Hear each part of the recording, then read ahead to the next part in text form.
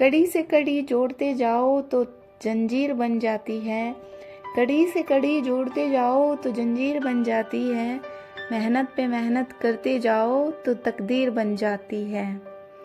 Friends, welcome back to my YouTube channel Himanjali Saini. Friends, कैसे हैं आप सभी? मैं आशा करती हूँ कि आप सभी अच्छे होंगे और आप अपने वर्क को कंटिन्यू कर रहे होंगे। फ्रेंड्स, जैसा कि आप भी जानते हैं कि सीटेट में अभी टोटल 60 डेज़ का टाइम रह गया है और आप अपनी तैयारी को लेकर के कितने सीरियस हैं ये आप सिर्फ और सिर्फ अपने प्रीवियस ईयर के क्वेश्चंस पेपर को लगा करके देख सकते हैं कि आपकी तैयारी कितनी हुई है।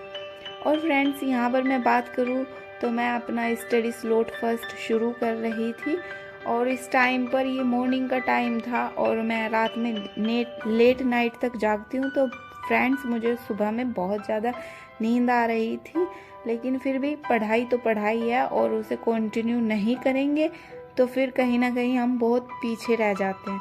इसीलिए फ्रेंड्स, मैं अपने जो फर्स्ट स्लॉट था उसमें पहले मैंने टू डू लिस्ट बनाई थी और टू डू लिस्ट में मैंने सबसे स्टार्टिंग में लिखा था जो मैथ के फॉर्मूलाज होते हैं उन्हें रीड आउट करने के लिए। तो मैंने सिर्फ फॉर्मूलाज को रीड आउट किया है, क्योंकि फ्रेंड्स अगर हमारे माइंड में फॉर्मूलाज होते हैं तो हम क्वेश्चंस को जाते जाते भी टैकल कर सकते हैं। मतलब उसमें भी हमें बहुत हेल्प हो जाती है जब हमारे सामने से कोई क्वेश्चन गुजरता है। और फ्रेंड्स, मैथ में शॉर्ट ट्रिक भी बहुत काम आती है। तो बस मैंने वही रिवाइज किया था और अभी मैं अपना नेक्स्ट स्टडी स्लॉट शुरू कर रही थी जिसमें मैं इंग्लिश पढ़ रही थी।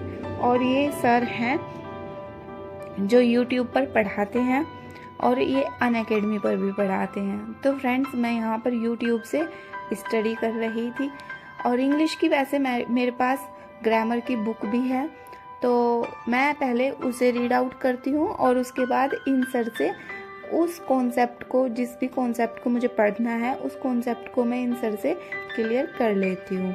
तो फ्रेंड्स, आज का जो मेरा टॉपिक था यहाँ पर, तो मैंने नाउन पढ़ना शुरू किया था और नाउन में मुझे जो मैं बुक से मतलब मुझे समझ नहीं आ रहा था, इन सर ने बहुत ही सीरियस होके पढ़ा रखा है नाउन चैप्टर को और बहुत ही अच्छी तरीके से पढ़ा रखा है। अगर आपको इन सर की वीडियोस को वॉच करना है तो आप मेरे चैनल पर जो डिस्क्रिप्शन होता है वहाँ से आप इनके वीडियोस को वॉच कर सकते हैं। वहाँ पर मैं इनका लिंक डाल दूँगी वीडियोस का और आप वो देख सकते हैं फ्रेंड्स।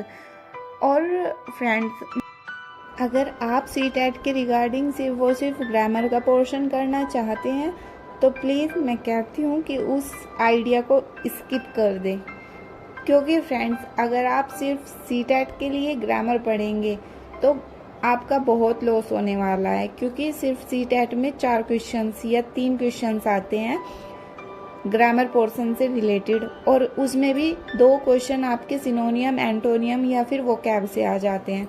रहे 2 क्वेश्चंस के लिए आप पूरी ग्रामर पढ़े तो ये तो बहुत ज़्यादा एक अच्छा पॉइंट नहीं होगा आपकी स्टडी का।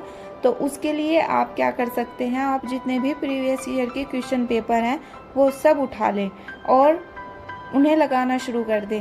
सब का मतलब है कि फ्रेंड्स, आप लास्ट 2 ईयर के जो क्वेश्चन पेपर हुए हैं, जो ऑनलाइन वाले क्वेश्चन पेपर हुए हैं, उनमें 1 मंथ तक हमारा एग्ज़ाम चला था सीटेट का।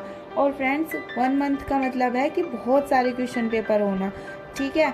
और जब 2 साल के क्वेश्चन पेपर हैं तो उनमें हमारे ऐसे 20 से 25 क्वेश्चन पेपर या 30 क्वेश्चन पेपर के अराउंड तो आपको मिल ही जाएंगे और उसमें से आप पैराग्राफ वाला पोर्शन देखना शुरू कर दें इंग्लिश का और उसी में से ही आपको बहुत सारे ऐसे क्वेश्चन मिलेंगे ग्रामर के, जिससे कि आपका जो एग्ज़ाम होने वाला है उसमें बहुत हेल्प होगी आपकी।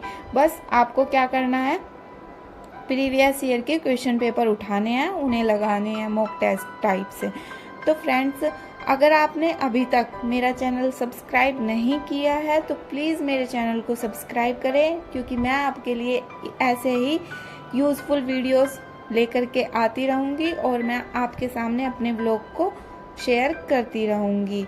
और फ्रेंड्स देखो, मैंने अपना ग्रामर का पोर्शन इन सर से किया है, तो वो क्यों किया है अगर मैं आपसे ये बताऊं तो फ्रेंड्स, मैं इसलिए अपना ग्रामर का पोर्शन कर रही हूँ क्योंकि मैं अपकमिंग वैकेंसी बीपीएससी 4.0 की तैयारी कर रही हूँ। तो मैं इसीलिए ग्रामर का पोर्शन यहाँ से कर रही थी। मैं सीटेट के रिगार्डिंग अपना ग्रामर नहीं कर रही हूँ फ्रेंड्स।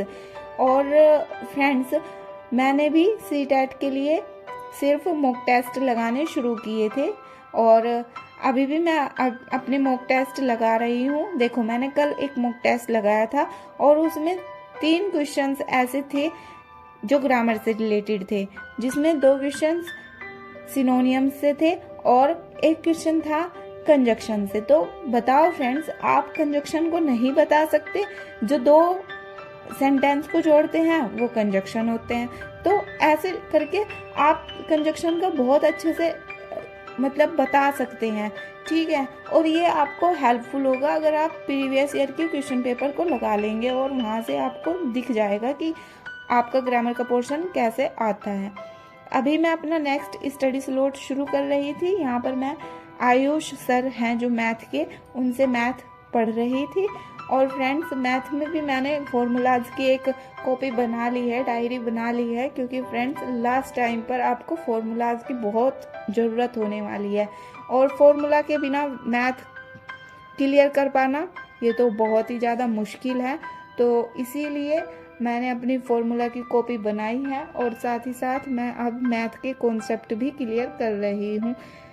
और फ्रेंड्स, मैं अपने मैथ की बात बताऊं तो मेरे पास बुक भी है मैथ की, RS अग्रवाल की। और यहाँ से मैं अपना जो मेरी ऐप से जो मेरे वीडियोस चलती हैं, जो मुझे करना होता है, मैं यहाँ से कर लेती हूँ। यहाँ से मैंने अपना कोर्स परचेज़ किया हुआ है, तो मैं बीपीएससी की तैयारी यहीं से ही कर रही हूँ।